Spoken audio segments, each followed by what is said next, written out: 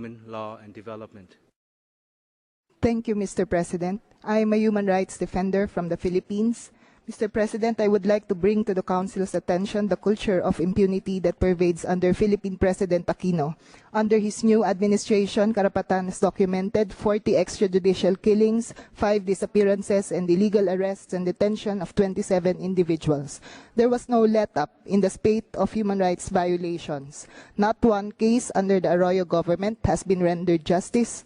Under the term of the former president, we documented 200 cases of disappearances and 1,206 cases of killings, hundreds of cases of various rights violations, which victimize human rights defenders.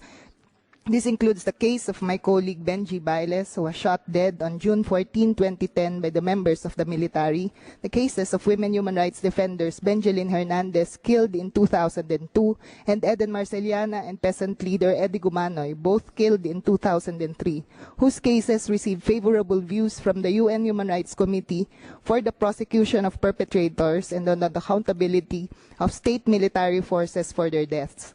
Attacks against human rights defenders continue. One of our provincial offices was raided and 4 of my colleagues were illegally arrested and jailed for false charges. The killings of Municipal Councilor Fernando Baldomero and peasant leader Pascual Guevara indicate that the vilification campaign against human rights defenders and the filing of fabricated charges against those who are being tagged as the government's enemies in the context of implementing counterinsurgency programs such as the newly crafted Oplan Bayanihan of the Aquino government continue.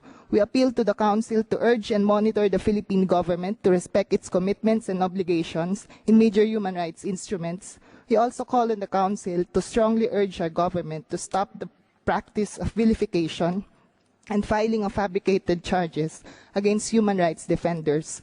As such practices continue, the brazen impunity for gross human rights